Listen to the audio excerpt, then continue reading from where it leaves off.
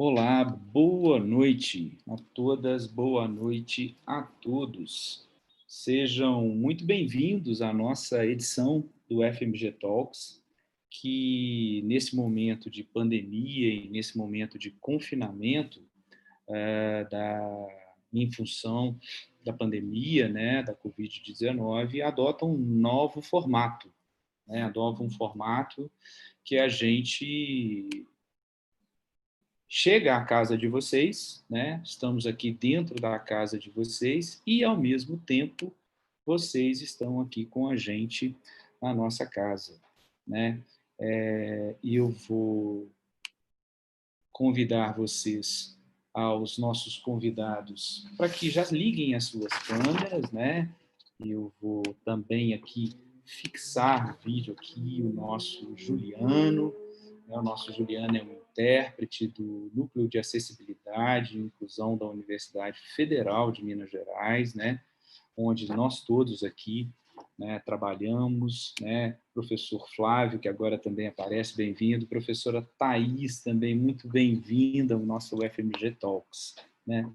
Enquanto, na verdade, a gente tiver nessa situação de pandemia, né, ficamos impossibilitados de estar, né, na nossa antiga e permanente casa, que é o CCBB, né, o Centro Cultural Banco do Brasil, que fica na Praça da Liberdade, né, e integra o circuito cultural da Praça da Liberdade. Bom, hoje nós estamos transmitindo este evento, né, este evento que vai discutir sobre esse inimigo, né, a Covid-19, né, o quão ele é invisível, na verdade, e estamos transmitindo simultaneamente pelo canal da TV UFMG no YouTube, né, a TV UFMG é a unidade de produção audiovisual, e também da Universidade Federal de Minas Gerais, e também pela página no Facebook do Centro Cultural Banco do Brasil, do CCBB-BH. Né? É, parece que nós estamos recebendo aqui umas mensagens para as pessoas aparecerem. Isso, agora sim, a gente está com todas as pessoas na tela, né? A gente vai também se acostumando com esse novo formato. Bom, o FMG Talks é um projeto, né, da Universidade Federal de Minas Gerais e do Banco do Brasil, né? E a ideia desse projeto, idealizado pela Pró-Reitoria de Pesquisa da Universidade Federal de Minas Gerais, é exatamente fazer uma discussão, né, uma apresentação daquilo que a universidade faz. Né? É um projeto, sim, que tem todo um objetivo da divulgação científica. Né? E essa noite, como eu estava antecipando, nós já vamos discutir sobre a Covid-19, né? E em duas perspectivas, na verdade, duas perspectivas que se completam, porque, na verdade, é assim que a gente vê, nós da UFMG vemos a ciência, né? Apesar das suas peculiaridades, das suas diversidades, áreas distintas são capazes de, a partir de perspectivas diferentes, fazer esse diálogo, né? É, nós estamos em casa, né? O FMG, ele realmente, o FMG Talks é o FMG Talks em casa, ele é ao mesmo tempo um convite que todos nós fiquemos em casa, mas é também uma maneira que a gente encontrou de poder conversar com vocês. Bom, então eu quero aqui, né, nossos convidados já estão aí, professor Flávio Guimarães da Fonseca, ele é do CT Vacinas, né, também professor da Universidade Federal de Minas Gerais, do Instituto de Ciências Biológicas, e a professora Thais Paiva, do Departamento de Estatística, né, do Instituto de Ciências Exatas. Não é isso, professora? Olha, muito obrigado por vocês estarem aqui com a gente, por aceitarem esse nosso convite, por estarem na casa de vocês e na casa da gente, né? A gente acaba tendo aí uma boa possibilidade. Eu vou apresentar um pouquinho do currículo deles, é sempre importante a gente saber com quem que a gente está conversando, né? E são, na verdade, pesquisadores aqui da nossa universidade. O professor Flávio é do Departamento de Microbiologia da UFMG e, como eu já disse, integrante do CT Vacinas. Ele tem se dedicado ao desenvolvimento de testes de uma possível vacina para a Covid-19, e aí o professor Flávio hoje ele está aqui para responder a pergunta que todos nós, inclusive nos bastidores, estavam aqui: quando é que sai essa vacina, Flávio? Então, dessa pergunta você não escapa, né? E, na verdade, fora a brincadeira, né, e ele vai explicar das dificuldades que é de a gente ter uma vacina, esse trabalho vem sendo feito em parceria com o Instituto René Rachou, da Fiocruz, aqui em Minas Gerais. O professor Flávio é também um dos integrantes, um cientistas da rede Vírus, que é um núcleo criado pelo governo federal, né, para o combate do novo coronavírus. Antes da pandemia, o professor Flávio trabalhava no desenvolvimento de uma vacina contra a dengue. Professora Thais é do Departamento de Estatística, né, da UFMG, como eu disse, e participa atualmente do projeto COVID-LP. Olha só, um aplicativo com previsões de curto e longo prazos para a pandemia da Covid-19. Em suas pesquisas, a professora Thais Paiva trabalha com inferência bayesiana. Ela vai explicar para a gente, óbvio, o que é isso, incluindo simulação de dados sintéticos para bases de dados confidenciais e métodos de imputação para dados ausentes. Já fico aqui eu curioso para saber como é que a gente vai lidar com essa questão dos dados ausentes. Bom, já falei demais aqui, meu papel é ser mediador, e eu quero convidar agora, né, o professor Flávio a fazer a apresentação. Professor Flávio, muito bem-vindo. Professora Thais, também fique à vontade, né? Vou aqui já preparar a sua apresentação, já vou te ajudar. Vamos compartilhar aqui. Vou cortar meu vídeo para que essa apresentação também fique interessante. Ok? Um minutinho só. Já estou aqui buscando a apresentação. Perfeito. Está aqui. Professor, com o senhor. Então, vamos lá, né? Eu queria agradecer mais uma vez esse convite, né? É a segunda vez que eu participo do FMG Talks. Da primeira vez, realmente foi no esplendor lá da Praça da Liberdade, do CCBB. E é óbvio que a gente, né, vai sentir falta dessa realidade, né? Queria agradecer a PRPQ da UFMG pelo convite, né? Mas é realmente um modelo diferente, nós temos que nos acostumar com ele, essa nova realidade, que eu vou falar um pouquinho aqui para todos, né? Dessa nova realidade que a gente está vivendo, que nos foi imposta. Mas ela tem as suas dificuldades, o sistema cai, a internet cai, dá erro na hora, né? Às vezes a gente não tem aquele trato com a tecnologia da informação como gostaria, mas ao mesmo tempo é uma estrutura muito terna, né? Porque como vocês veem, eu estou aqui em casa, vocês estão aqui em casa comigo, cada um no seu sofá, na sua cadeira, e a gente vai ter essa conversa. Então, essa situação nos trouxe um pouco de calor, né? Calor humano, né? Para a gente poder conversar, às vezes tirando a frieza, né, de um palanque, a frieza da ribalta lá, né? E a gente aqui conversando no sofá. Então, acho que é uma coisa muito boa que está acontecendo. E hoje eu vou falar particularmente sobre... Eu nem quis alterar o título, né, da apresentação, eu não coloquei um título específico, eu achei que esse título estava perfeito, né, porque a gente iniciou o ano, né, de 2020, como todo ano que a gente inicia, né, é o Réveillon, é aquela renovação de esperança, de tudo que a gente queria para um ano bom. E o que o ano trouxe para a gente? Ele trouxe o próximo slide, por favor, Marcílio. Queria aproveitar e agradecer ao Marcílio também, que é um companheiro que está aí, mais uma vez, ajudando a gente nessa parte de TI. Claro. Então, essa imagem mostra bem o que o ano de 2020 trouxe para a gente, né? A dureza da realidade. Claro, é uma brincadeira, é um cartoon, né? Mas Opa, eu modifiquei aqui um pouquinho, Flávio, só para te pedir por favor. O nosso intérprete não está aparecendo, então eu vou pedir para você cortar o seu vídeo. Ah, entendi. Aí ele aparece e a gente tem aqui, eu volto a apresentar aqui. Pronto. Ok? Perfeito, querido. Muito obrigado. Não vai de nada. É exatamente isso que nós estávamos falando, né, Marcílio? Essa é a realidade próxima, terna, que a gente vai lidar com ela. Eu gosto disso, para falar a verdade, eu gosto dessa proximidade. Então, essa é a realidade, né, que o ano de 2020 trouxe para a gente, essa dura realidade. Né? Ela veio acompanhada por uma série de imagens. Uma das coisas que eu estou aprendendo nessa nova realidade é que a gente tem que se apoiar muito em imagem. Né? Não vou colocar muito texto para vocês, não. E eu trouxe algumas imagens que remetem à realidade que nos foi imposta. Pode passar o próximo, por favor, Marcílio? Só um minuto. Vamos lá, vamos embora. Só um minuto que a gente acerta. Não, sem pressão. Isso. Vamos lá.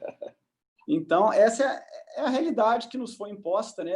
Foi trazida para nós, provavelmente, por um morcego, que continua a vida dele tranquilamente lá na Ásia, mas ele trouxe para a nossa realidade humana um vírus que provavelmente é um vírus também muito antigo, que está circulando na natureza há muitos anos, mas que ele escancarou para a gente, através dessas imagens que eu acho impactantes, a nossa fragilidade, né?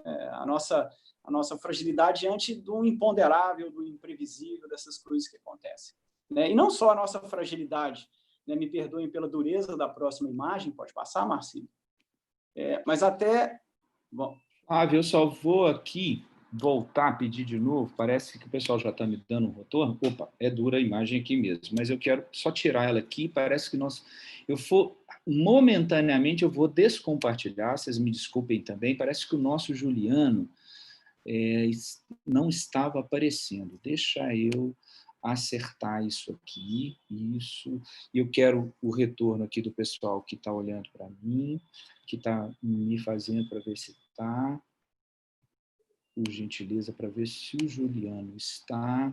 Ele está fixado. A gente vai aprendendo aqui, né? Vamos ver, a gente vai ter um retorno. Vou tentar de novo, tá? Sem problema, Márcio.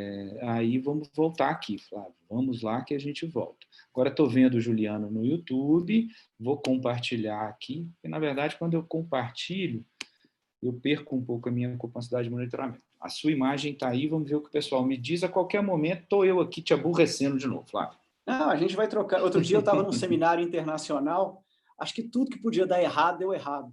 Mas, no final, todo mundo se divertiu, a mensagem foi passada, isso que é importante. Vamos lá, Flávio, é com você. Eu não estou vendo a minha apresentação, então eu vou... Opa! Então... Vou seguir minhas cegas aqui. Não, não vamos não, que a gente vai fazer isso aqui agora. Vamos lá, aí já é comigo. Eu ela na cabeça. Mas aí não, né? Já imagina como é que a gente vai. Agora ela apareceu, né? Então pronto. Vamos lá. Então, eu estava falando, né, Marcílio? Vamos dar seguimento aqui. Qualquer problema é só me interromper de novo. Isso é um bate-papo e a gente está super tranquilo aqui. Então, o que eu estava falando, né? Eu falei da fragilidade, né? E me desculpando pela dureza dessa imagem, né? A gente tem que se apoiar em imagem. Ela também ressalta, né? A frieza da nossa finitude diante desse imponderável, dessas coisas que aconteceram, né? De tudo que a gente está vivendo, o que representa esse inimigo invisível, essa pandemia trouxe para a gente. E a gente precisa, então, nós temos que ter saídas para essa situação. Né? Quais são as alternativas que nos foram impostas diante de tudo, da dureza que essas imagens anteriores nos mostram? Pode passar, por favor, Marcílio? Então, uma série de novas alternativas, de novas realidades, é o famoso novo normal, elas nos foram impostas. Né? Um dos novos normais que agora fazem parte da nossa cotidiano são esses novos parâmetros de higiene e parâmetros sanitários. Né? Então, essa imagem mostra as pessoas usando máscara. Essa é a nossa realidade, né? Ou pelo menos deveria ser, por enquanto, porque nós estamos num momento ruim da pandemia e a necessidade do uso de máscara. Isso provavelmente vai se manter por bastante tempo. O próximo slide mostra também um novo modelo de trabalho. Pode passar, Marcílio, por favor. Esse é um novo modelo de trabalho que surgiu como necessidade dessa nova realidade, ou seja, o trabalho em casa. É o que nós estamos fazendo exatamente aqui, né? Nós estamos batendo um papo, eu estou aqui trabalhando com vocês, né? Isso é o meu trabalho. Então, foi uma das alternativas que nos foram impostas, né? De trabalhar em casa, de trabalhar remoto. E talvez o próximo slide seja mais duro para a gente, porque não é só o trabalho que nos obrigou a ficar em casa. né? Agora a gente convive com uma série de novas regras de distanciamento social e talvez seja o mais difícil para a gente trabalhar. Nós somos seres naturalmente sociais, né? Então, agora a gente tem que conviver com amigos, com parentes, em uma distância de 1,5 metro, 2 metros, quando presencial, mas o presencial está cada vez mais raro, ou então através dessa telinha que vocês estão enxergando aí, onde vocês estão vendo a gente falar, a gente conversar e fazer essa apresentação. Essas são algumas das alternativas que nos foram impostas, né? Essas realidades que nos foram impostas. Mas existem também algumas realidades técnicas, algumas possibilidades técnicas que existem e foram avaliadas em algum momento, ou estão sendo avaliadas, para a gente conviver com essa nova realidade, com essa nova situação pandêmica que nos foi imposta de alguma forma. Pode passar, Marcelo, por favor? As escolas, né? Esse é o meu métier, eu sou um professor, né? E agora a gente tem essa situação. Eu fiz para vocês entenderem, né, de uma forma bem didática. Isso é uma escola tradicional, 2019, ou antes de março de 2020. Então, aí eu retratei 4 salinhas de aula, o professor lá na frente, que esse é o nosso modelo de ensino, né? O professor, em uma sala de 40 alunos, 4 salinhas de 40 alunos. O que acontece agora, né? Qual que é o nosso grande desafio? Pode passar, Marcílio? Agora a gente não pode ficar grudado mais. Sumiu um quadradinho, uma das salinhas sumiu, não tem problema, a gente toca ela. Então, agora nós temos 4 salas com metade da turma, né? Porque exige uma necessidade de distanciamento em um mesmo espaço físico. E o que eu faço com esse tanto de gente que ficou de fora da sala de aula? Né? Lá tem uma interrogação lá. Então, essa é uma dos desafios que estão colocados para a gente tentar resolver, né? As soluções técnicas para isso, há soluções técnicas? Né? Por exemplo, vamos para o próximo slide, Marcelo, por favor. O que esses patinhos aí representam? Tá? Eu quis representar para vocês, vou falar agora da imunidade, é um termo até que eu não gosto, não, imunidade de rebanho, né? Rebanho parece coisa meio de gado, assim, mas é o termo técnico. A gente pode falar de imunidade de população. Alguns países, a Inglaterra, por exemplo, eles apostaram na estratégia de deixar as pessoas expostas à pandemia e se infectarem o mais rapidamente possível para que se criasse uma condição imune da população. Então, eu vou tentar explicar o que é a questão da imunidade de rebanho. Marcílio, eu vi uma mensagenzinha que o nosso intérprete, de novo, não está aparecendo. Se você quiser fazer uma intervenção aí, fique à vontade. Vamos tentar. Opa, já estou mudando, já estou pior. Volta os patinhos. Vamos tentar aqui, porque parece que é isso mesmo. Apesar dele estar fixado, a gente vai aqui fazendo um tutorial junto. Apesar dele estar fixado, vou interromper, né, compartilhamento. Aí está o Juliano. Vamos esperar essa imagem do Juliano, viu, Juliano? Aparecer aqui no YouTube. Vamos, logo depois do patinho, vamos dar uma olhada aqui por que isso está acontecendo. Né? Vou, de novo aqui, vou desfixar o seu vídeo momentaneamente, vou destacá-lo aqui. Vou colocar você em destaque, né? Vamos ver se isso vai nos ajudar. Tá? Vou tentar agora. Parece que eu estou falando lá no YouTube. Agora sim, Juliano, a sua imagem está destacada. Agora ela está destacada. Maravilha. Flávio, muito obrigado. Né? Você me ajuda aí, eu te ajudo aqui. E vamos junto. E vamos compartilhar a tela. Vamos voltar aqui para ver como que os nossos patinhos entram. Agora eu vejo o Juliano, acho que todo mundo está vendo. Será que agora eu acertei? Será? Vamos lá, os nossos amigos espectadores já nos avisam. Nos avisam. Flávio, com você, meu querido. Seguimos, então. Então, o que esses patinhos representam? Cada patinho azul desse, tá, é um indivíduo não infectado. Então, ele é imune. Ele não é imune, né? Ele ainda não teve a infecção pelo SARS-CoV, que é o vírus que causa Covid-19. Então, eu não posso apontar, vocês vão seguir com os olhos aí. O patinho mais à direita, se ele ficar infectado, tá? Ele pode transmitir o vírus para o próximo patinho da fila. Aí o próximo patinho da fila fica infectado, passa para o próximo patinho. E a gente vai andando de patinho em patinho até a margem esquerda da imagem de vocês, até que todos fiquem contaminados. Tá? Então, isso é um processo epidemiológico, né? É assim que normalmente uma epidemia se expande, de patinho em patinho. Agora, vamos supor que cada patinho que já teve a doença, ele vai mudar de cor, ele vai ficar amarelo. Então, vamos passar o próximo slide aí, Marcelo.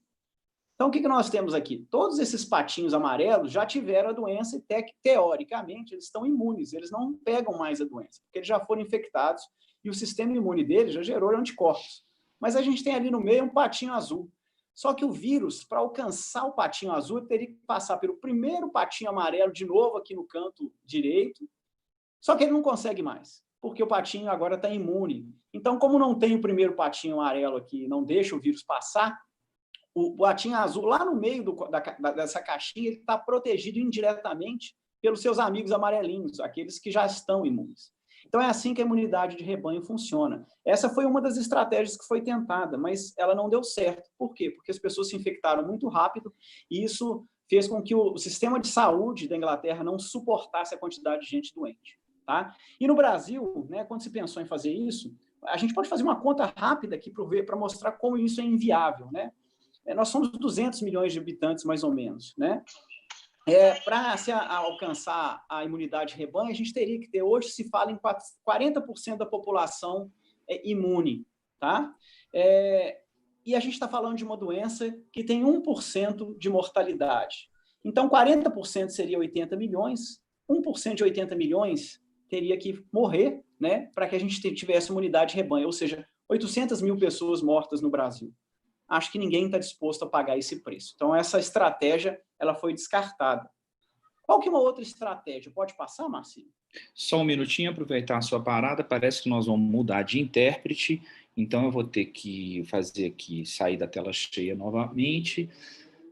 Vamos ver aqui quem que a gente teria de intérpretes. Nós temos aqui outros intérpretes que estão aqui. Vou interromper momentaneamente. Agora será a Rosana. Muito bem. Deixa eu destacar o vídeo da Rosana. Rosana já está no ar, viu, Rosana? Você já está destacada. Seja muito bem-vinda você, Rosana. E agora vou voltar com os nossos queridos patinhos. E você queria que eu já passasse eles, não é isso, Flávio? Isso, porque a gente já viu que essa estratégia não dá certo, Marcelo, então nós vamos passar para a próxima. A próxima estratégia que tem sido pesquisada é o desenvolvimento de fármaco. E isso é essencial, porque o fármaco, a droga, o remédio, ele é importante para evitar que a doença fique grave e que o paciente possa falecer, por exemplo, em razão da infecção. Então, descobrir um remédio, né, para a Covid-19 é absolutamente essencial. Só que tem um detalhe, para controlar a pandemia, né, porque ninguém toma remédio sem estar doente. Então, a pessoa que toma o remédio já ficou doente. Né? Para controlar a pandemia, a gente precisa evitar que ela fique doente, né, que ela fique infectada. Então, o remédio é essencial, ele precisa ser descoberto, tem muita gente trabalhando nisso, mas o fármaco ele não impede, né, o desenvolvimento da epidemia. Então, a gente precisa ter uma outra estratégia. E aí, né, gente, a única estratégia que realmente sobrou e que é a estratégia que a gente depende para que esse ciclo epidêmico seja bloqueado, seja interrompido, é a próxima estratégia. Então, não tenham dúvida, né, a vacina é a única solução, né, que nós temos antes, que a gente tem hoje, para que a gente retorne a algo parecido ao que nós tínhamos de normal antes. A vacina é hoje a maior esperança para que a gente volte a uma situação de normalidade, pelo menos semelhante ao que nós tínhamos antes. Aí nós vamos falar agora um pouquinho sobre o que a gente tem a ver, o que a gente pode esperar em relação à vacina. Próximo slide, então, Marcelo. Eu acho que essa notícia, todos vocês que estão nos ouvindo aí, viram recentemente, né, o anúncio pelo Ministério da Saúde de uma parceria com um laboratório da Inglaterra, que também tem uma parceria com um laboratório privado lá na Inglaterra. Eu vou chamar isso da vacina de Oxford, que ela está sendo produzida na Universidade de Oxford, na Inglaterra. E também um anúncio do governo de São Paulo, a priori, né, que também fez uma associação com uma empresa chinesa que também está desenvolvendo vacina para a Covid-19. Né? É importante, primeiro, eu vou só gastar um pouquinho mais de tempo nesse slide para explicar a natureza desses acordos, né, e a importância desses acordos. São vacinas que já se encontram num momento de desenvolvimento final. Tá? Já já nós vamos falar das etapas de desenvolvimento de vacina, mas elas se encontram num período final de desenvolvimento. Essas vacinas já se encontram em testes em seres humanos. Né? Portanto, elas estão muito próximas de chegar numa resposta final, seja essa resposta positiva ou seja essa resposta negativa. Isso é muito importante para a plateia entender. Essas vacinas que foram notificadas, foram noticiadas, né, elas não existem ainda. Tá? Elas estão sendo testadas. E como todo teste científico, ainda corre o risco delas não funcionarem, não se tornarem, né, as vacinas que nós estamos precisando. Mas é uma etapa essencial, porque ela já correu toda a etapa de desenvolvimento de uma vacina e agora elas estão sendo testadas em ser humano. É o test drive dessas duas vacinas. E se alguma delas funcionar, o Brasil vai estar numa situação de participar de forma mais, vamos dizer assim, efetiva, né, no recebimento de doses dessas vacinas para a população brasileira. Eu vou gastar agora um pouquinho mais de tempo. Pode passar, Marcílio? Nós já estamos no quarto final aí da minha apresentação. É sempre uma conversa rápida, muito mais rápido que eu gosto. Eu gosto de ficar falando uma hora aqui, mas a gente não pode, senão eu vou matar vocês de tédio. Então, esse slide, ele mostra um pouquinho disso que eu estava falando, né? Qual que é o tempo de desenvolvimento de uma vacina? Né? Toda vacina, ela tem 5 fases. A fase inicial, que é uma fase de desenvolvimento. Depois que ela é desenvolvida, ela passa por uma fase que a gente chama de pré-clínico, quando ela é testada em animais, em camundongos, em macacos. Tá? E depois ela passa por uma longa fase, que são 3 fases chamadas de fases clínicas, ou subfases, né, que é o teste clínico. O teste clínico é em ser humano. Então, a gente tem a fase número 1, que é quando é avaliada a segurança dessa vacina. A gente tem a fase 2, que é quando é avaliada a eficácia não a eficácia, mas a imunogenicidade dessa vacina. O que isso quer dizer? Será que ela gera anticorpo? Será que ela gera célula de defesa? E aí a última fase, que é a mais longa, a mais complexa, é o test drive. É quando, né, as 2 primeiras fases clínicas elas são feitas em grupos pequenos de voluntários, né, 100 voluntários, num período curto de tempo e num ambiente controlado. A fase clínica 3, ela é o test drive, ela é feita no ambiente natural, os voluntários não são mais uma centena de voluntários, são milhares de voluntários que são vacinados, metade recebe a vacina, metade recebe um placebo, porque você tem que controlar as 2 populações para entender se a vacina protege as pessoas que foram efetivamente vacinadas em comparação àquelas que não foram vacinadas. Isso tudo, vocês estão vendo esses tempos que estão aí? Esses tempos, eles são relativos à vacina que a gente já gerou anteriormente com mais rapidez na história da medicina. Foi uma vacina para ebola. Ela foi produzida em 5 anos e pouco. Qual que é o nosso desafio hoje? Produzir uma vacina em 1 ano e meio. Olha o tamanho desse desafio, tá? Essas seringuinhas que eu botei no lado de baixo, elas representam um outro desafio que nós vamos ter. É uma estatística cruel que mostra que a cada 100 vacinas que se iniciam, né, lá no teste inicial, lá no desenvolvimento, no início do desenvolvimento da vacina, para cada 100 vacinas experimentais que são produzidas e começam a ser testadas, né, 20 só chegam até o estudo pré-clínico, ou seja, em animal. Né, elas caem pelo caminho porque elas mostram algum defeito, elas não são suficientes nos testes em laboratório, por algum problema. Das 20 que alcançam o teste pré-clínico em animal, 10 ficam pelo caminho, porque não deram resultados esperados no animal. Portanto, elas não ganham o direito, vamos dizer assim, de prosseguir para teste em ser humano. E de cada 10 vacinas que chegam em testes em ser humano, apenas uma chega a produto final. Então, esse é o desafio que a gente tem hoje, mesmo com a boa notícia, né, da participação do Brasil nessas 2 vacinas importadas, estrangeiras, que agora vão fazer parte, vão ser testadas no Brasil. Elas podem funcionar ou podem não funcionar, porque 1 em cada 10 que chega na fase clínica, ou seja, na fase de teste em ser humano, não funciona. Mas é claro que elas representam uma enorme esperança para a gente.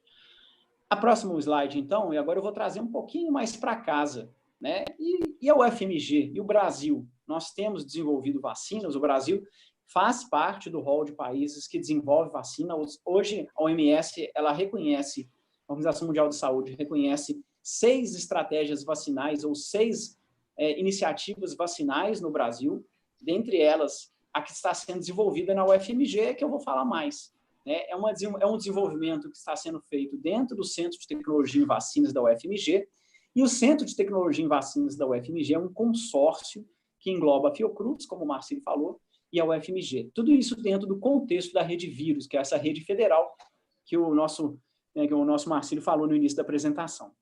A vacina que está sendo construída na UFMG, ela está na fase de desenvolvimento, ela ainda está numa fase inicial, né?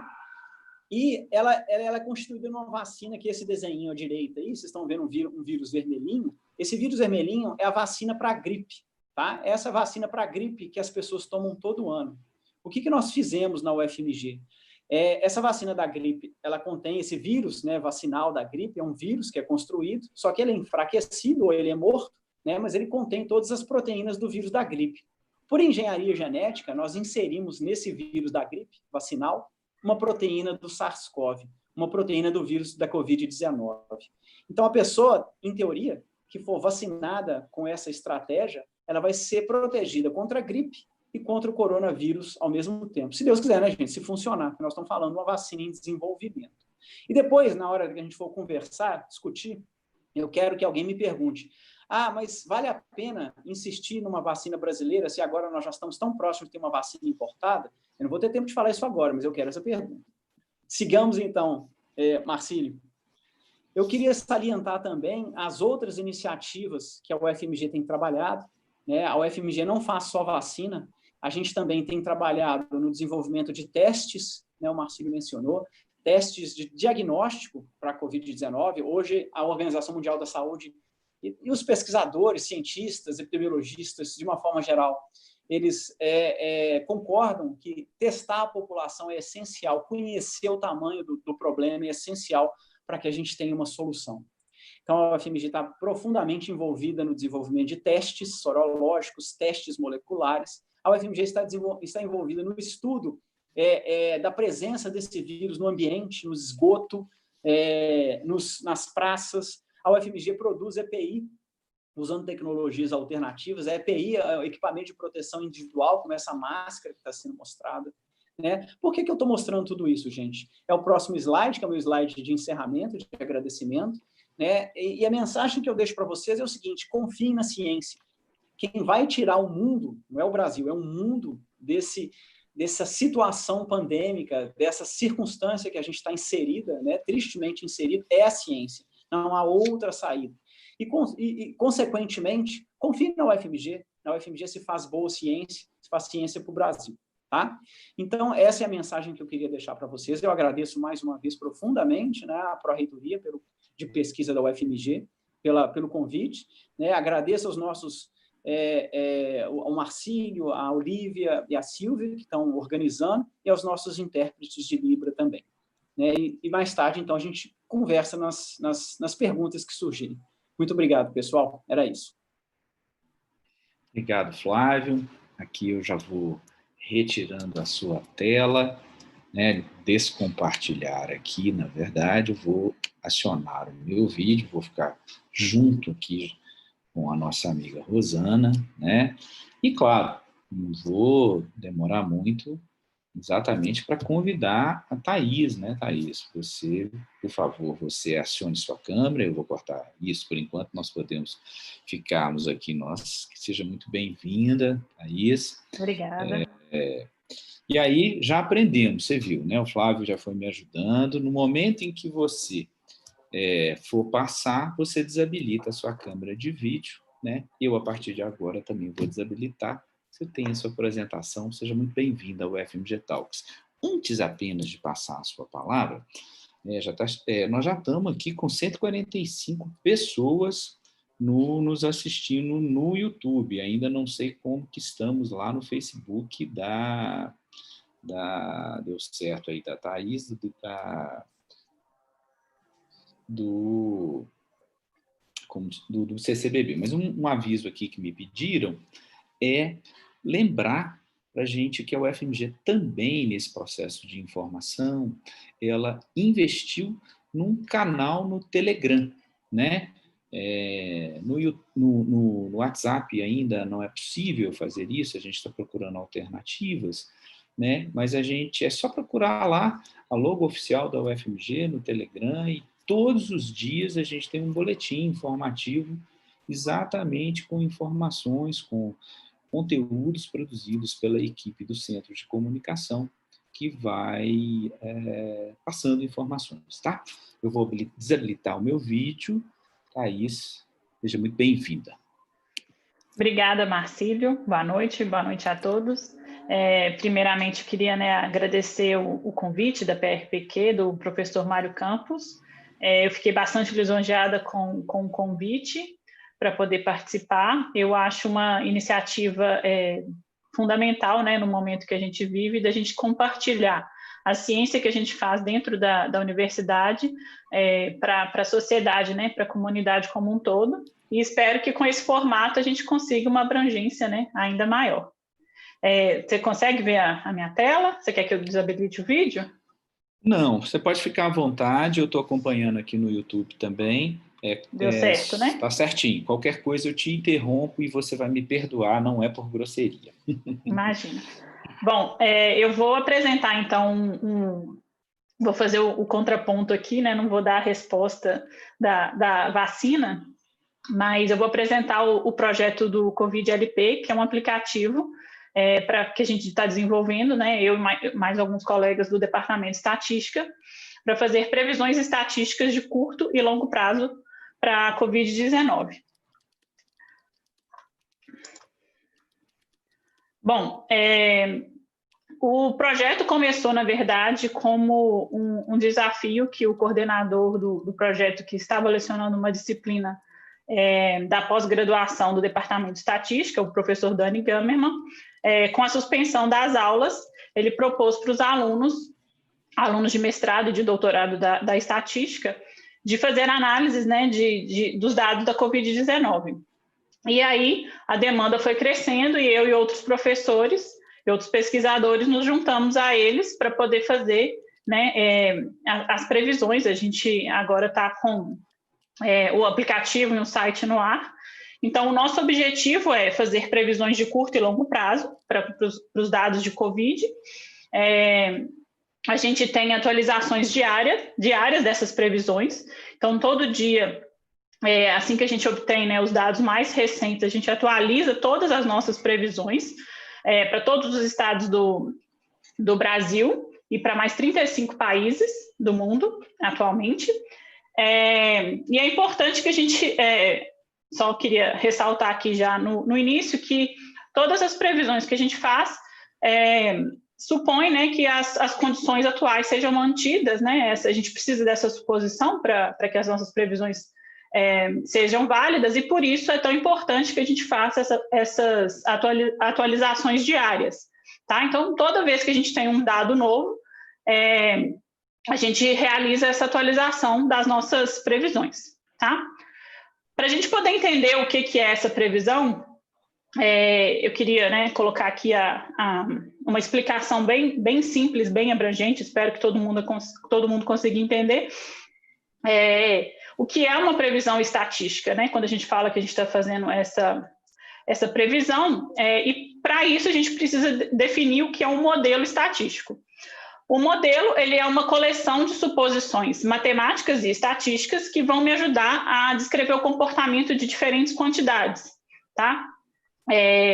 Então, eu posso escolher fazer isso para diversos tipos de dados, e a gente tem uma variedade infinita de modelos, mas a ideia é que eu tivesse uma caixinha preta, que eu coloque os dados que eu observei, e essa caixinha vai me transformar esses dados, essa informação dos meus dados, em algo um pouco mais simples, traduzir isso para matemática. Tá? Então, eu coloquei aqui 2 exemplos bem simples. Então, suponha que eu tenha um grupo de pessoas e meça, por exemplo, o peso delas. Tá? Então, eu teria esse gráfico da esquerda, e de vermelho eu teria um modelo que se adequaria a esses dados. Tá? Ou então, se eu estivesse olhando para a relação entre o peso e a altura dessas pessoas, seria o gráfico da direita. E de vermelho tem um exemplo de um modelo que serviria para explicar essa relação entre essas duas quantidades. Tá? Além da suposição, dessa simplificação matemática, que eu consigo com um modelo, eu tenho também a capacidade, né, de incorporar incerteza e variabilidade ao redor disso. Então, se eu fizer a mesma medição para um novo grupo de pessoas, os meus gráficos vão mudar um pouco, mas pode ser que o modelo seja o mesmo. Existe uma variabilidade que o modelo, por ele ser estatístico, ele é capaz de admitir, tá? E para que a gente faz essa simplificação matemática? O que eu ganho com isso? Quando eu faço, né, ajuste desse meu modelo, eu consigo ter algumas propriedades, eu ganho, né, algumas propriedades interessantes. Então, o que sai do outro lado da minha caixinha me permite fazer várias afirmações. E eu consigo, por exemplo, quantificar incertezas e fazer as previsões, que é o que a gente quer. O modelo tem um formato geral, né, como eu falei, aquela reta ou aquela curva, ou uma infinidade de formatos, mas é possível eu adequar essas características através do que a gente chama na estatística de parâmetros. Então, no caso daqueles dois modelos bem simples que eu mostrei, seria a localização ou achatamento daquela curva, a inclinação daquela reta. Então, ajustando os parâmetros, eu consigo ajustar um determinado modelo, tá? Bom, então, quando eu consigo fazer esse ajuste desse modelo, eu observo os pontinhos pretos, essa é a informação que veio do mundo real. Coloco isso na minha caixinha preta, e o que vai sair do outro lado vai ser esse ajuste desse modelo aí, seria, por exemplo, essa linha vermelha. E o que eu consigo fazer com isso é, por exemplo, prever o que está acontecendo nessa região em que eu não observei dados. Então, eu consigo, através do meu modelo, que está sendo ajustado à parte que eu observei, prever a parte que eu não observei. E, inclusive, quantificar a incerteza ao redor dessa previsão, tá? Bom, então essa foi a introdução por trás de uma aula de estatística relâmpago, né, que a gente fez aqui. O que a gente no COVID-LP faz? A gente vai pegar o que entra na nossa caixinha preta, são os dados observados, a gente faz isso para casos confirmados e óbitos, né, por COVID-19, a cada dia, para cada país e estado da nossa lista, tá? Então, cada pontinho azul desse aí é uma data, e esse é aquele número, né, que a gente vê no jornal todos os dias, né, que o Ministério da Saúde divulga, no caso do Brasil, e outros órgãos ao redor do mundo, que são um número de novos casos por dia. Até essa barra vertical aí representa a última data, o dia de hoje, por exemplo. Então, esse é o nosso instrumento. Toda a nossa informação vem dessa série de dados aí. E aí, dado um modelo que a gente escolhe baseado nas características que me interessam, né? Considerando que a gente está falando, né, de uma contagem de casos, a gente escolhe, né, um modelo com algumas propriedades interessantes e adequadas para o tipo de dados que a gente está analisando. Eu vou encontrar o melhor ajuste do meu modelo para essa série de dados específica. Então, a gente faz isso para cada uma das minhas séries, para cada país, para cada estado, para a série de dados confirmados e para a série dos óbitos também. Então, essa linha laranja aí representa o modelo que a gente encontrou com o melhor ajuste para essa série específica dos dados, tá? Thaís, só um segundinho que nós vamos trocar a intérprete e aí eu fixo o vídeo dela aqui, só um minutinho. Ok. Quem está entrando agora é a Sônia vai ligar a câmera dela, a Rosana vai fechar e eu vou fazer essa fixação aqui do vídeo. Então, vou destacar o vídeo da Sônia. Desculpa, Thaís, por favor, com você. Bom, e o que eu ganho, né, quando eu faço esse ajuste desse modelo?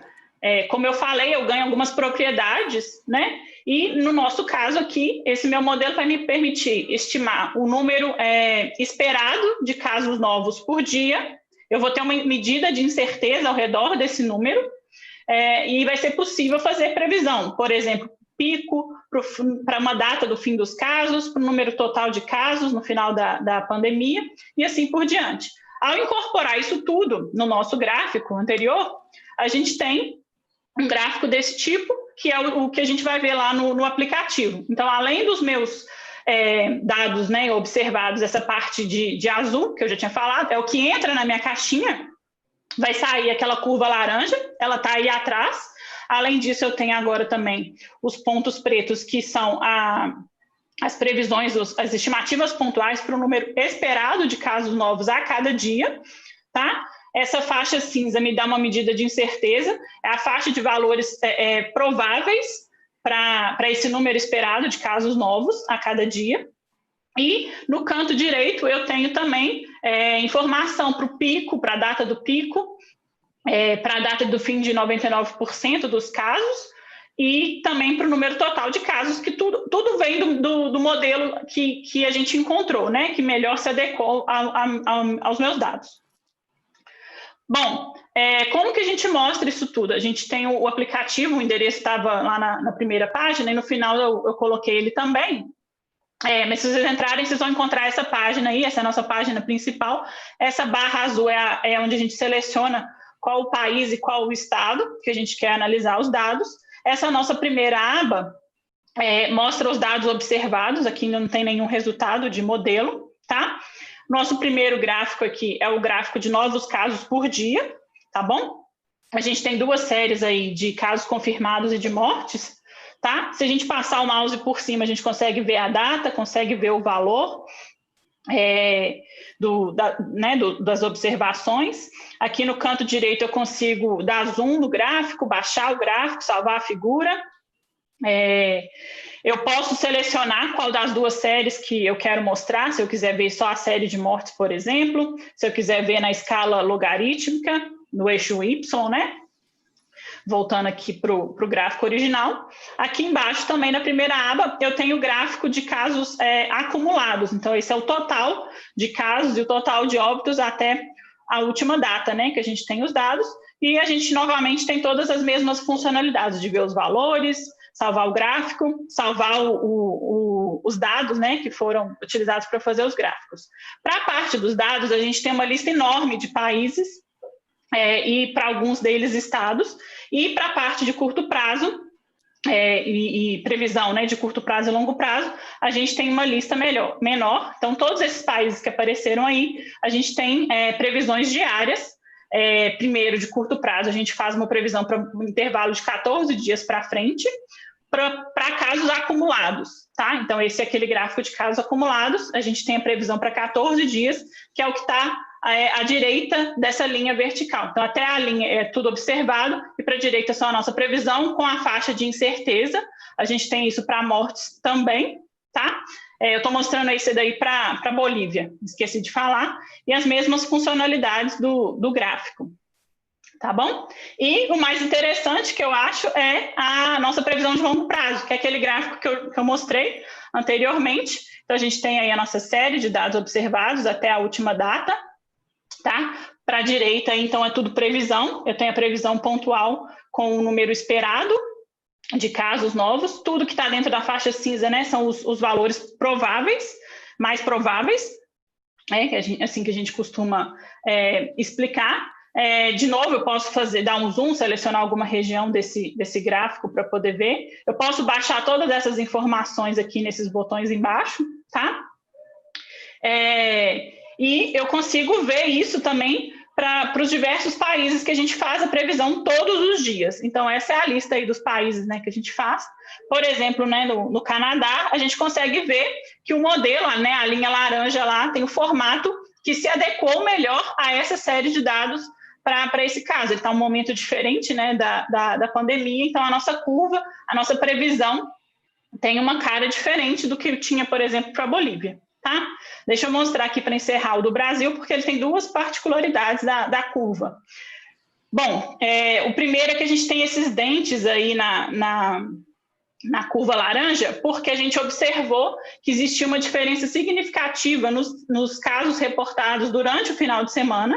Então, a gente incorporou isso ao nosso modelo, por isso que a gente tem esses valores previstos menores, né, quando a gente tem domingo e segunda-feira, tá? E o formato da curva, no caso do Brasil total, deixa eu selecionar aqui, por exemplo, São Paulo, a gente tem uma curva individual, né? E o Brasil total é uma soma, né? Se a gente vê, por exemplo, no caso das mortes também, mas o Brasil total é a soma de todos os estados. Então, por isso que o formato fica um pouco diferente, né, das curvas individuais, que seria o nosso formato geral. Aqui embaixo a gente tem o link que dá para acessar o nosso site, para acessar a metodologia, mais informações sobre o site.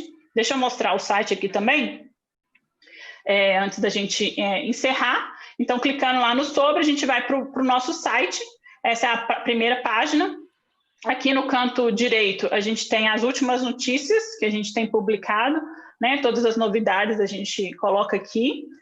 Uma descrição breve do nosso projeto, tá? Aqui o nome, né, de todos os integrantes da nossa equipe. Clicando aqui no link de previsões, a gente volta lá para o aplicativo para poder ver os dados e as previsões. A gente preparou um manual de instruções também para acessar o aplicativo. Aqui é possível deixar alguns comentários, tá, para a gente fazer interação, pergunta. Aqui no menu superior, de novo, né, o link para as previsões. A gente tem essa aba aqui com a metodologia. Então, o modelo, a caixinha preta, está explicada aqui, que é a nossa metodologia. Um link com as nossas notícias, os eventos que a gente tem participado, e o blog onde a gente está colocando essas notícias. Por exemplo, o efeito do final de semana, essa mudança na obtenção dos resultados para o Brasil total, estão todos descritos aqui. Todo o nosso código está disponível no repositório público no GitHub, tem o link aqui em cima, e todas as nossas informações estão concentradas aqui. Eu vou colocar no último slide o endereço para ver como que a gente consegue acessar.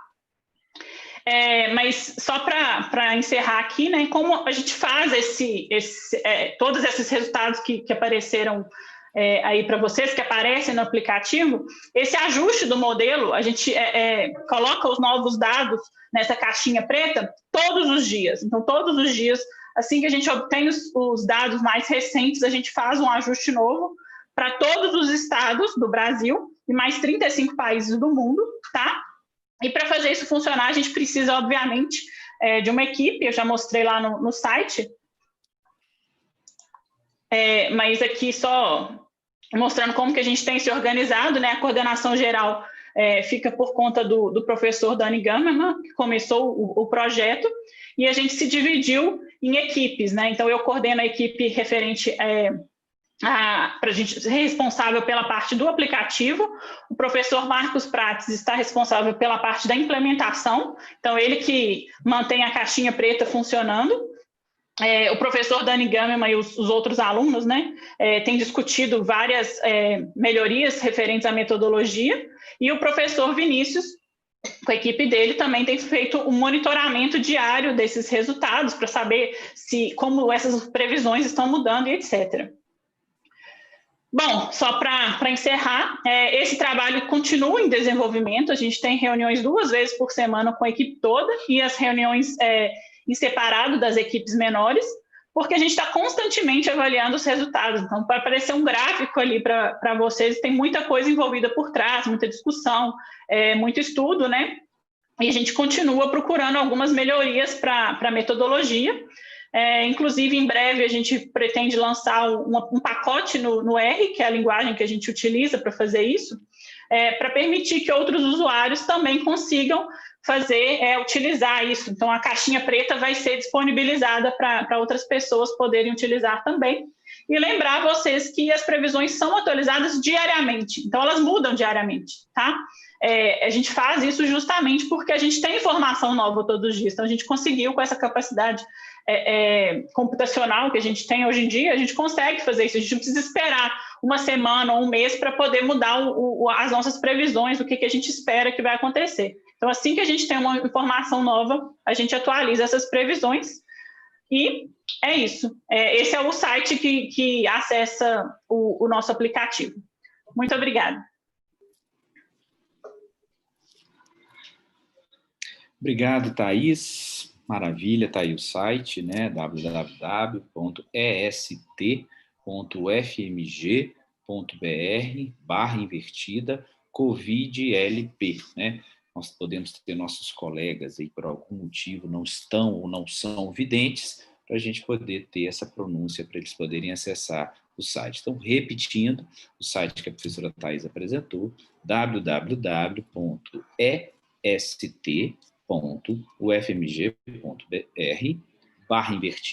/CovidLP. CovidLP, tudo junto, tudo em minúsculo.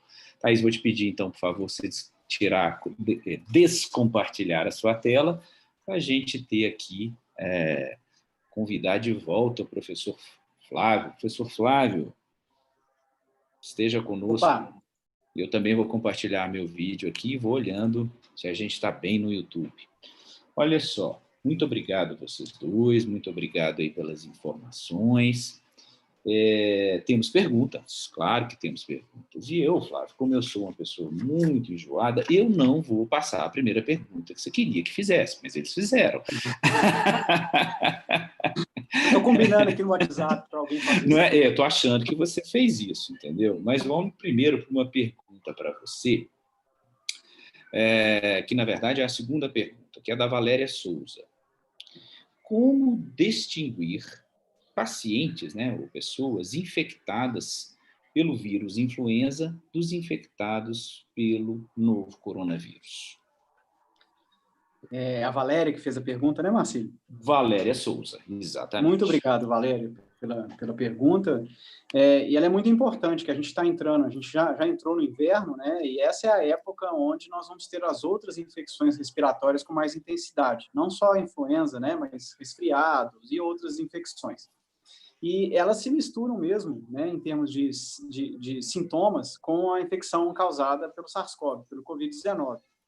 Nesse caso, só tem um jeito, Valéria, de fazer a distinção, que são os testes, né? Por isso que eu falei que é tão importante a gente fazer a testagem. E aí são basicamente dois tipos de testes, né? O teste molecular é aquele teste que detecta a presença do vírus. E ele é muito específico, ele vai te dizer exatamente se a pessoa tem esse vírus ou aquele vírus. É o famoso PCR, né, que é o teste que todo mundo ouve falar, que é o swab, que passa o cotonete no nariz, na boca, é o que detecta a presença do vírus no organismo.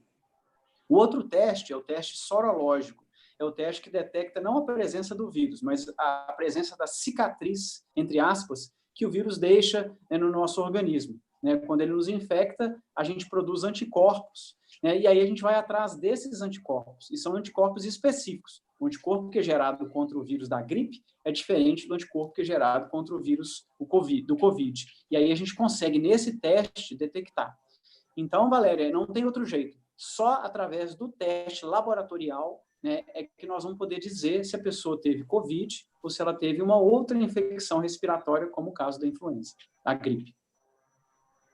Maravilha, obrigado, Flávio. Bom, agora para a Thaís, uma pergunta que veio da Silvia pelo Facebook, né? O Facebook, lembrando que é o Facebook do Centro Cultural Banco do Brasil, a gente faz essa transmissão simultaneamente.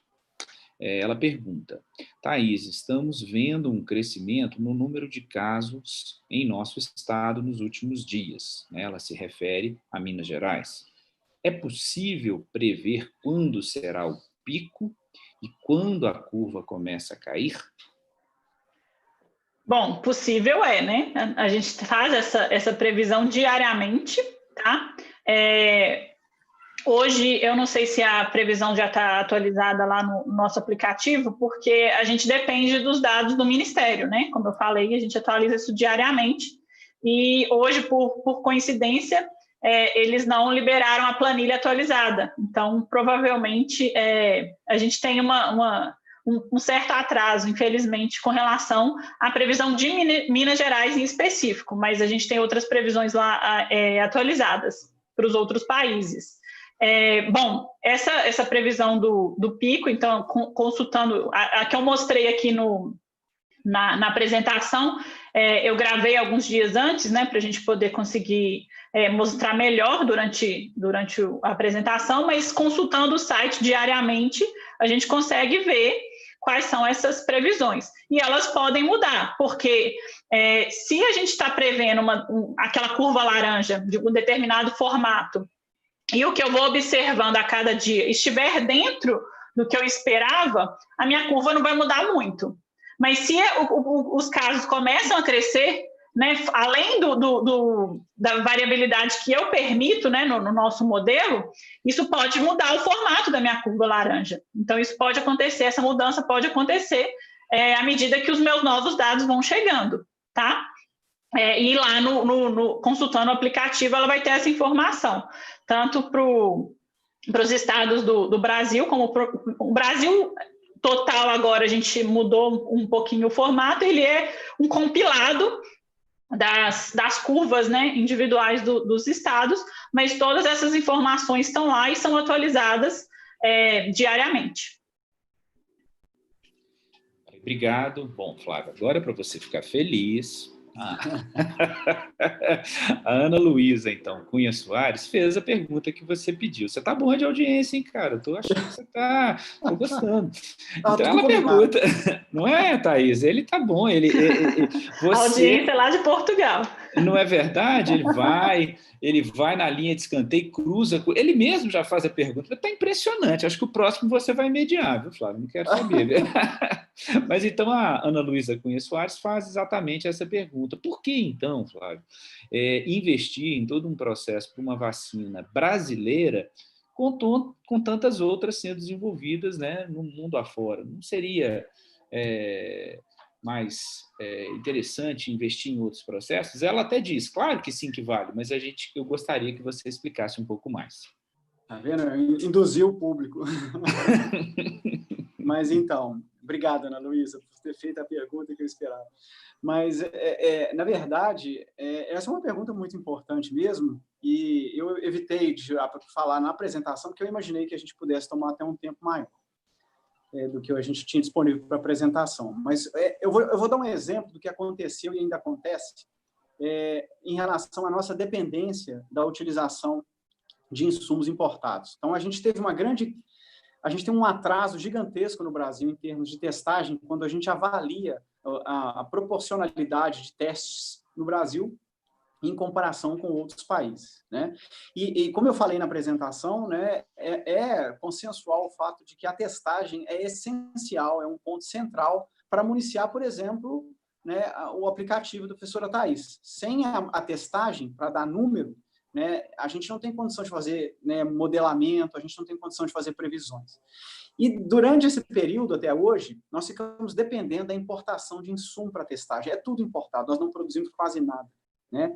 O resultado está aí para a gente ver, que é a subnotificação que nós vivemos. Por quê? Porque às vezes você vai comprar um teste e leva 40 dias para chegar no Brasil. Como que a gente pode suportar, né, aguentar uma espera de 40 dias na condição que nós temos, que a gente precisa de dar todo dia, que o número de casos são 1.000 por dia. Então, isso é absolutamente insustentável. Para a vacina, isso nós estamos falando de teste. Agora, imagina a vacina.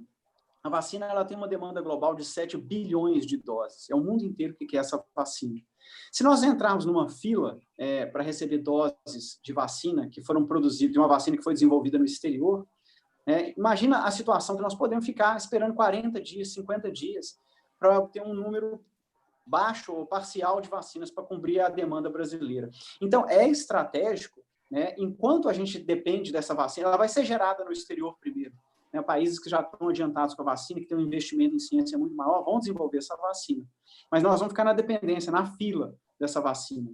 Enquanto isso, é estratégico que nós continuemos desenvolvendo vacinas dentro do Brasil, para que uma vez que nós consigamos desenvolver essa vacina, que ela seja, né, se ela funcionar, que ela substitua a nossa necessidade de importação de doses da vacina, tire a gente da fila.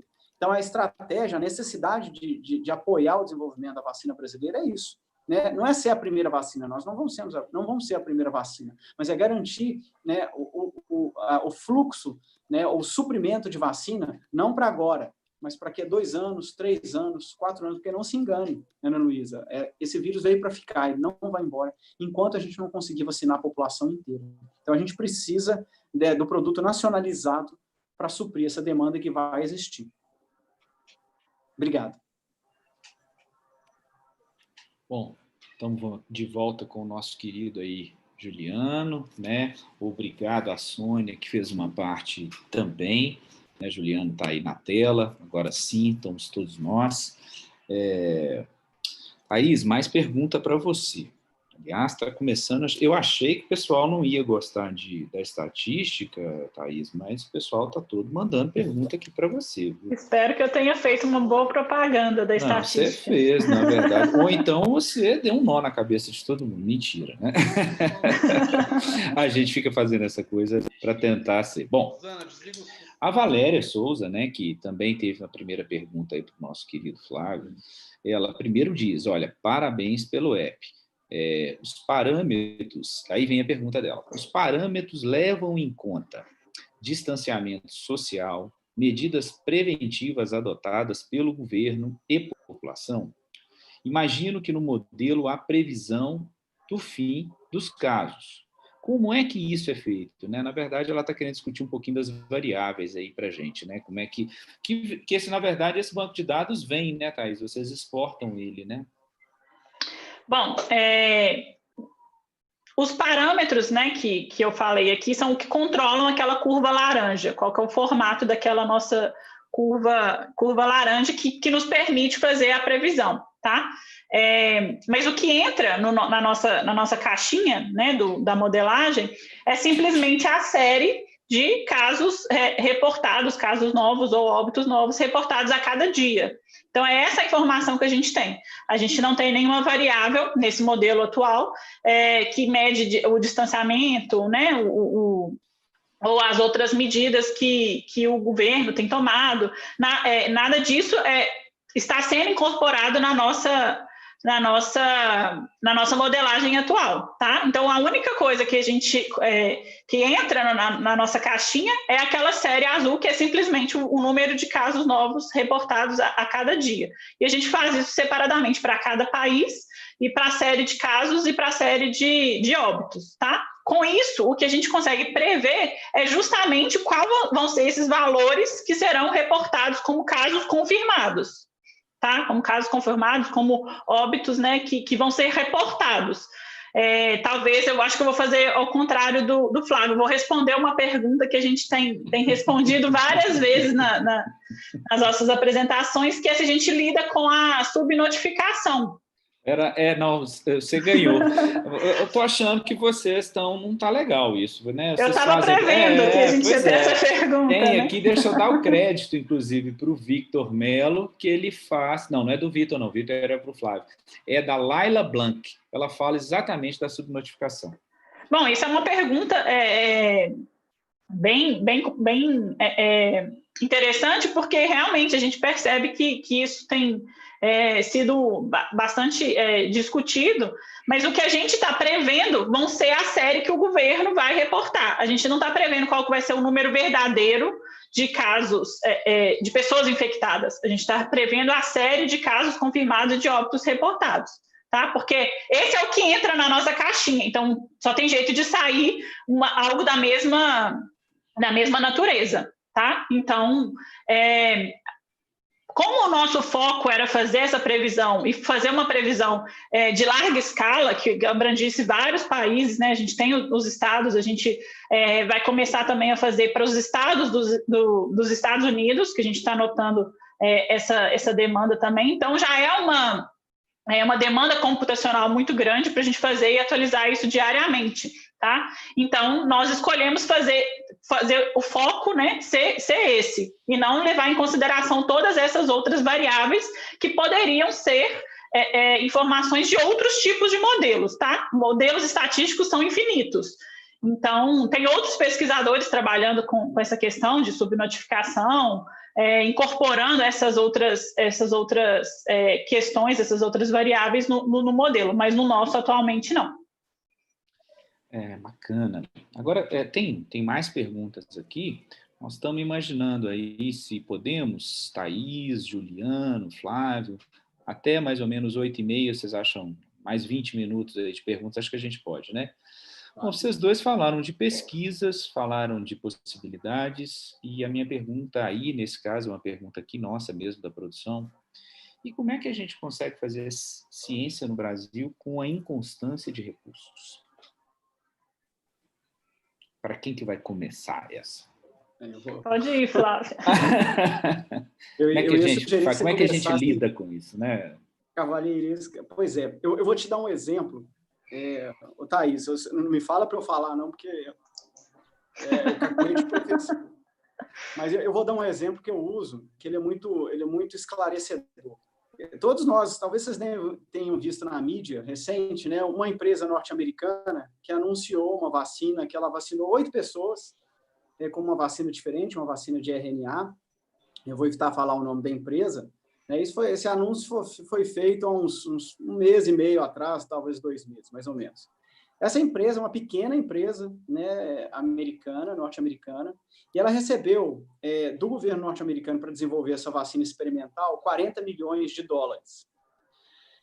E aí eu fui comparar com o recurso que nós recebemos para fazer a vacina aqui na UFMG, que foi um recurso gigantesco para os nossos padrões, né? Realmente o Ministério da Ciência e Tecnologia investiu, a FAPEMIG investiu, o CNPq investiu, e nós recebemos para todos os laboratórios, tá? Os laboratórios que fazem parte da rede vírus, que estão trabalhando com vacina, são 2, é a USP e a UFMG, nós recebemos em conjunto 10 milhões de reais para trabalhar, para desenvolver a vacina. Agora vamos fazer a conta. 10 milhões de reais dá mais ou menos o quê? O dólar está 5 e pouquinho, deve dar aí menos de 2 milhões de dólares, dá 1.500.000 dólares, vamos falar assim. E aí compara o investimento que a empresa fez, que o governo fez nessa empresa específica, 40 milhões de dólares, foi um investimento que foi feito para nós aqui, 1,5 milhão de dólares, para 2 laboratórios, para as pesquisas de ponta no Brasil, que hoje são essas 2 pesquisas que eu mencionei. E aí a gente vê o tamanho da disparidade. E aí fica fácil de entender, por exemplo, por que a gente vai levar 3 anos para produzir a vacina, enquanto a empresa norte-americana pequenininha, que recebeu 40 milhões de dólares, já está testando em ser humano, né? Ciência não é gasto, ciência é investimento. Se você investir, você recebe de volta. Eu sempre falo isso, né? Mas a gente lida com a falta de investimento. E isso, então, culmina com os prazos delongados, a desesperança, etc. Ainda assim, o pesquisador brasileiro é tão bom, né? Nossa capacidade é tão boa que a gente consegue dar resposta apesar do abismo que nos separa em relação aos nossos colegas no exterior. Como aconteceu, por exemplo, durante a crise do Zika. Quem deu a resposta para solucionar a crise do vírus Zika, que ninguém ouve falar mais, foi o Brasil. Então, só para ilustrar, né, o tipo de problema. Bom, a gente enfrenta também, né, essa dificuldade. Nos primeiros meses do projeto, eu tive que ir à universidade algumas vezes para ligar o computador, que as nossas atualizações rodam, né, num computador que fica no ISEX, né, na UFMG, no campus, e a gente tem uma estrutura que, né, a gente tem uma dificuldade. A gente conseguiu agora uma verba, uma dimensão muito menor, né, do professor Flávio, mas a gente conseguiu comprar 2 computadores para a gente conseguir, né, continuar com os nossos resultados sendo atualizados diariamente, mas a gente teve já teve várias situações em que acabava a energia, a gente tinha que correr lá para religar o computador. Todo mundo utilizando, né, o computador pessoal para poder rodar esses resultados e tal. No caso da estatística, a nossa caixinha preta, né, mora no computador, então os recursos são diferentes, né, do recurso para poder sustentar um laboratório, né, obviamente. Mas a gente conseguiu um recurso do MEC para poder melhorar e manter a nossa capacidade, porque a nossa estrutura que a gente começou estava bem precária, né? Então, infelizmente, eu acho que a gente consegue enxergar. Eu fiz o doutorado nos Estados Unidos, a gente consegue enxergar a disparidade da estrutura de computador que eu tinha lá para fazer o meu doutorado, da estrutura que a gente tem aqui na universidade, né? Infelizmente, eu acho que isso, né, como o Flávio falou, esse investimento vai dificultando, né? Como é que a gente vai competir com a pesquisa que é feita em universidades com recursos muito maiores, né? E com equipamentos muito mais avançados. A gente tem que gastar nosso tempo, às vezes, resolvendo outros problemas menores, né? Por causa disso. Então, mas a gente consegue, então a gente está aí na disputa. Maravilha. Flávio, uma pergunta para você do Victor Melo. É possível que uma segunda infecção por SARS-CoV-2 gere uma doença ainda mais grave? Essa é uma boa pergunta. Agradeço aí ao Victor pela pergunta. Algumas viroses, né, elas apresentam essa particularidade, ou seja, quando, por exemplo, você foi infectado pelo vírus, vou dar um exemplo da dengue, né? Todos nós aqui fomos obrigados a mexer com Covid, mas eu era um dengologista de origem, vamos dizer assim, eu estava trabalhando muito com dengue. E a dengue tem essa particularidade. Uma segunda infecção pela dengue, né, ainda mais quando é por um sorotipo diferente, para a dengue tem 4, né, pode causar uma doença mais grave e mais severa, que é a dengue grave ou dengue hemorrágica, do que a primeira infecção.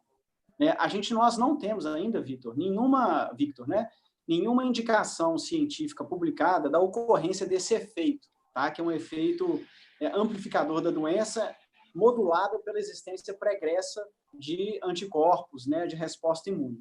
Não há essa indicação ainda, mas ela está sendo avaliada, tá? E essa possibilidade ainda existe enquanto a gente não conseguir descaracterizá-la, né? Como a gente ainda não tem muito dado de infecções secundárias pelo Covid-19, ou pelo vírus que causa Covid-19, esse tipo de estudo ainda não está fechado, a gente ainda não tem certeza. Existem alguns modelos em animal, alguns modelos in vitro, mas a gente ainda não sabe. Mas é uma excelente pergunta e que o mundo inteiro está tentando responder. Obrigado, Flávio. Agora, da Camila Martins, é uma pergunta para vocês dois.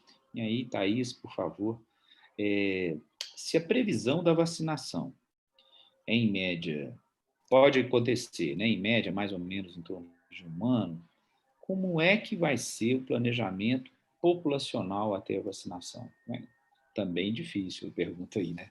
Mas, enfim, como é que a gente pode pensar nisso? Como é que o aplicativo nos ajuda, Thaís, né? Vamos pensar nisso. Bom, eu acho que as previsões, como eu falei, eu acho que coloquei no primeiro slide, né?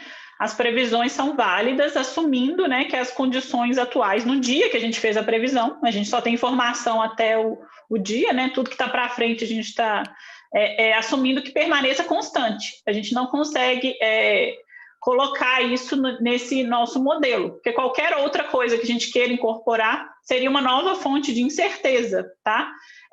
Então, no nosso caso, a gente pode utilizar as previsões com as condições atuais para poder enxergar, né, acho que os governos, né, deveriam utilizar esse tipo de estimativa para poder tomar decisões com relação, né, às medidas, que eu acho que a gente não vai conseguir ficar todo mundo dentro de casa até esperar a vacina chegar. Então, a gente precisa de tomar decisões. Eu acho que essas decisões precisam ser embasadas, né? E a previsão estatística é uma das ferramentas que as pessoas podem utilizar para poder tomar essas decisões e acompanhar, né, como que essas previsões vão mudando ao longo do tempo até a gente conseguir uma vacinação da população como um todo, né? Flávio, meu querido.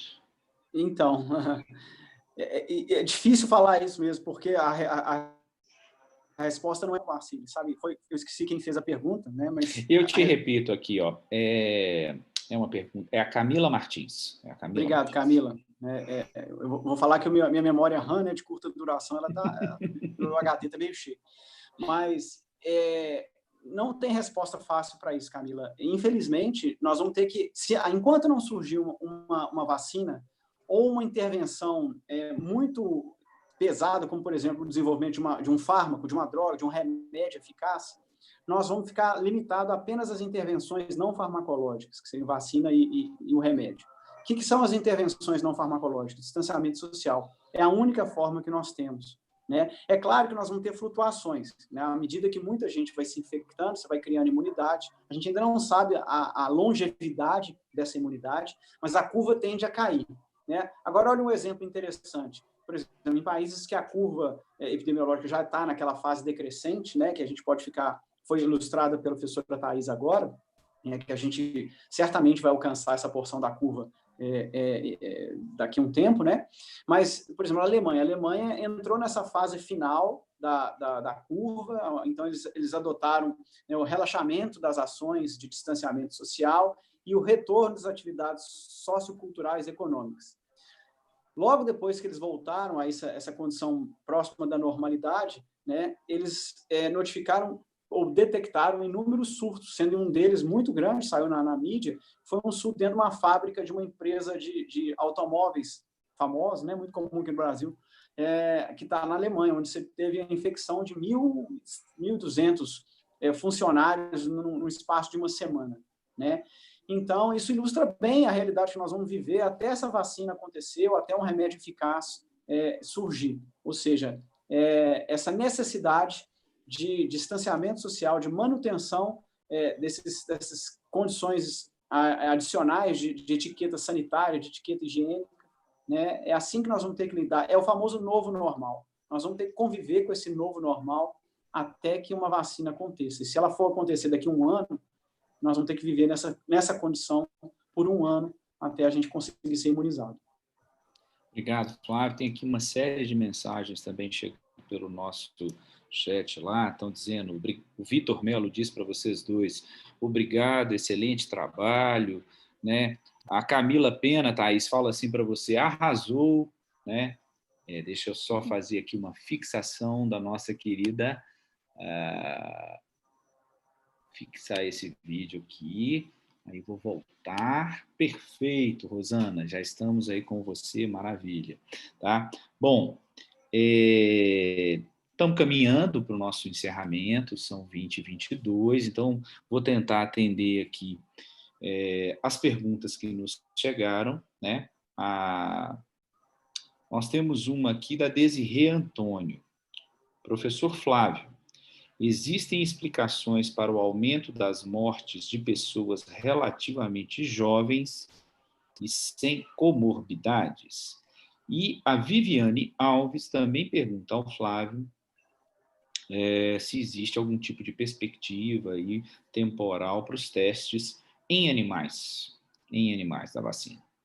Tá bom. Então, vamos primeiro a Desirê, né? A Desirê Antônio. Isso, a Desirê Antônio. Algumas explicações, sim, né? O Brasil, e elas não são também, de novo, né? São explicações que têm respostas parciais, tá? Então, eu vou explorar essas respostas parciais, a gente não tem uma resposta completa, né? Mas, por exemplo, a população dos países europeus, então a gente ficou muito espelhado no que aconteceu na Europa, onde você tinha uma faixa de mortalidade muito aguda, né, muito elevada nas pessoas mais idosas, porque essas também se explica pelo fato de que essas populações europeias têm uma população mais envelhecida. Então, você tinha esses números intensos. No Brasil, a gente não tem essa pirâmide, né? Então, o vírus ele circula, ele não quer saber se é novo, velho, idoso, jovem, homem, mulher. Ele circula e, como nós temos uma população, uma faixa populacional mais jovem, né, em termos de pirâmide populacional, então você tem uma amostragem, né, professor Thaís, me corrigem, que eu estou falando aqui de estatística sem a menor propriedade, mas você tem uma quantidade de gente mais nova sendo infectada porque é a população que é oferecida, entre aspas, por vírus. Então, isso ajuda a explicar por que a gente teve mais um número representativo de mortes significativo, né, dentro dessa faixa etária mais jovem. Uma outra questão interessante é que a população idosa, né, no Brasil, por exemplo, ela se tornou mais cuidadosa do que a população mais jovem, exatamente porque ela viu a mortalidade nessa faixa etária acontecer na Europa e ela se precaveu, né, de forma mais intensa, enquanto o jovem nem tanto. Então, você pode ter tido uma exposição maior, tá? Uma explicação sociológica, né? Mas, com certeza, há outras explicações que precisam ser melhor exploradas. Ainda assim, cabe ressaltar, eu estava vendo os dados recentes, a maior parte dos casos de mortalidade, tá? Não estou falando de infecção, mas de mortalidade, eles estão tendendo a se agrupar na faixa de pessoas acima de 60 anos, que hoje já correspondem a mais de 58% das mortes no Brasil, tá? Embora a gente tenha um número grande também de mortes na faixa mais jovem, que pode ser explicado simplesmente pela maior exposição da população jovem, no caso brasileiro. A segunda pergunta da minha colega Viviane... da Viviane, isso. Ela pergunta de quanto que nós teríamos testes pré-clínicos, imagino, nas vacinas brasileiras, né? A perspectiva, Viviane, é que a gente comece esses testes pré-clínicos no próximo mês, tá? Então, a gente teria início de teste pré-clínico por volta de agosto, se estendendo aí por um período de 4, 5, 6 meses, a gente não sabe, né, até o final do ano de 2021, início do ano de final do ano de 2020, início do ano de 2021. Essa é uma previsão, né? Mas em ciência, ainda mais a ciência biológica, que não tem tanta aritmética envolvida, né? Tudo pode mudar amanhã, né? O camundonga adoece, né? O vírus para de crescer, então tem essas variáveis que elas são imponderáveis, né? Mas essa é a perspectiva. Vamos ver se a gente consegue realmente transformar essa perspectiva em realidade. Bacana. Bom, enfim, eu ia até encerrar, mas tem aqui... Nossa, começou a chegar um tanto de pergunta para a Thaís, hein, Thaís? Eu vou te dar um tempinho rápido. Olha, tem do Sérgio Paiva, que ele quer saber, estou olhando direto aqui no nosso chat ao vivo do YouTube, a produção até já tinha me dito aqui. Tem o Sérgio Paiva, querendo saber o seguinte: tem estados brasileiros procurando parcerias com vocês para ajudar nessas tomadas de decisão e tudo mais, né? E a Ana Paula Marques pergunta: há planos de compartilhamento deste app com outros países? Rapidinho, querida. Bom, a gente tem atualmente, está até no nosso site lá o anúncio, a gente tem uma parceria, né, oficial com a Prefeitura de Montes Claros, tá? A gente já conversou também com a Prefeitura aqui de Belo Horizonte, mas o nosso, até o momento, né, o nosso contato oficial que a gente tem colaborado com a Prefeitura de Montes Claros, né? Mas todos os outros resultados estão disponíveis no app, tá? Bom, o resultado do nosso projeto, nosso aplicativo, ele está publicado na internet. A gente fez questão de, desde o começo, né, fornecer o site tanto em português quanto em inglês, porque a gente percebe, né, esse acesso grande.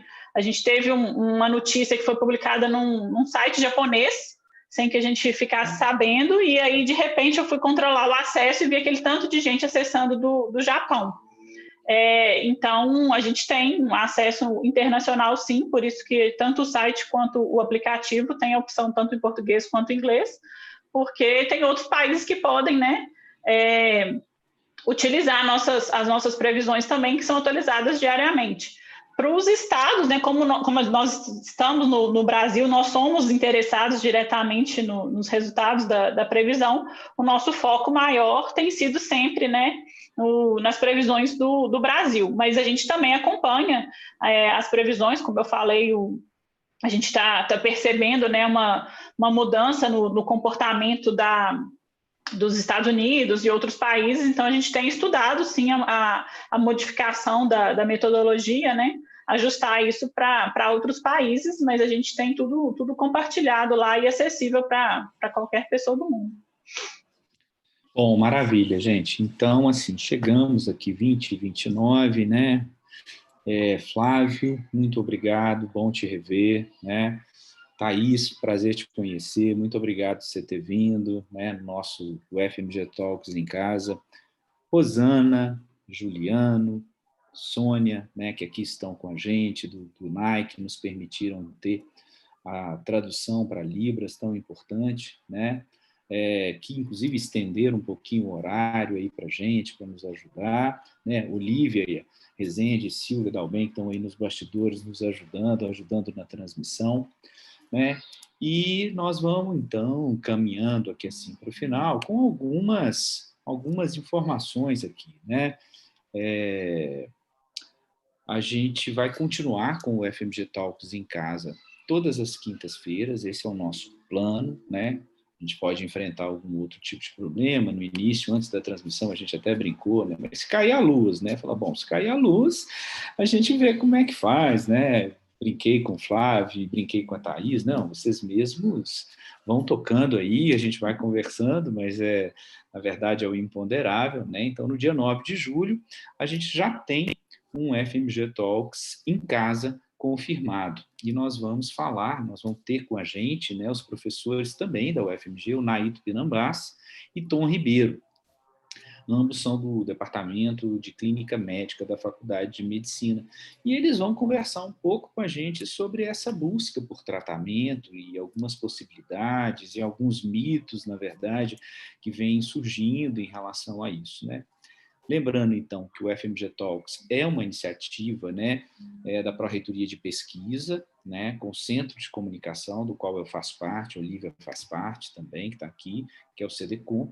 A gente conta com o apoio da Fundep, né, e também, a partir de agora, para nossa felicidade, né, a gente conta com o apoio do Núcleo de Acessibilidade e Inclusão, nosso querido NAI.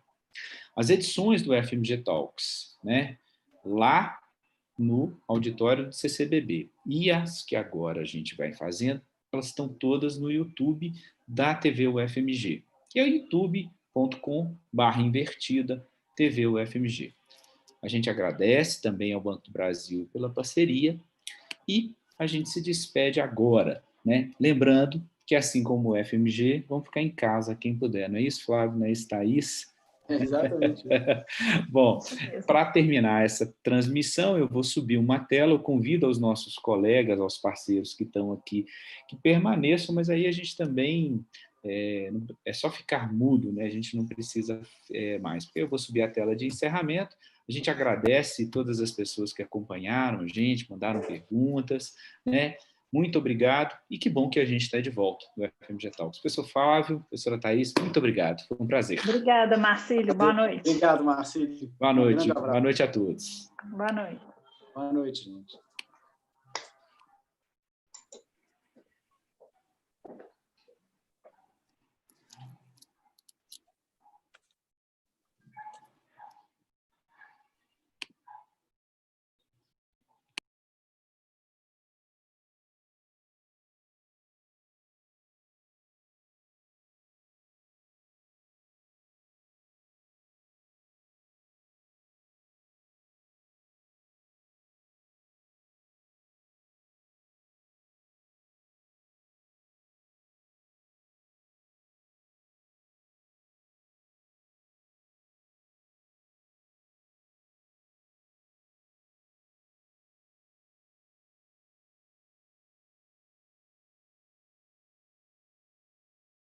Ok, já estamos fora do ar.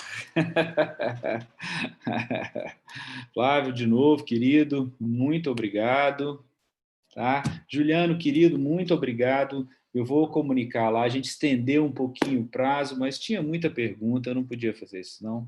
Né? Thaís, obrigado demais, foi um prazerão. Obrigada, tá? Marcílio. Várias Bacana pessoas da minha demais. família, minhas amigas. Mas é assim mesmo, né? A gente faz isso mesmo. Olivia, querida, obrigado também, tá? Nossa, um iníciozinho, ainda bem que eu e o Flávio fomos aqui ajudando um ao outro. O primeiro, né, dá isso mesmo, a gente tem que treinar. Não, é porque o que acontece é o seguinte, na hora que eu dou tela cheia, eu não consigo mais gerenciar o Zoom. Então, é usar 2 computadores, eu acho que é isso, entendeu? Quando eu tiver que apresentar, é tranquilo. Ou eu inicio a transmissão, por exemplo, por celular, alguma coisa assim. Mas a gente vai aprendendo, né? Tá. A gente levou bem. Sim. Gente, muito obrigado. Viu? Ô, Flávio, eu mutei o seu telefone aí. Na hora que seu menino foi, aí eu falei, bom, vai que falou, pai, cadê o jantar?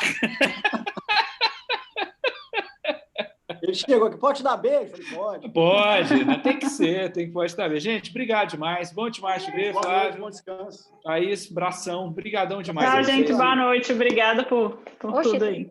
Tá aparecendo tchau, tchau. vocês Tchau, aqui. Olívia. Tchau, gente. Tchau.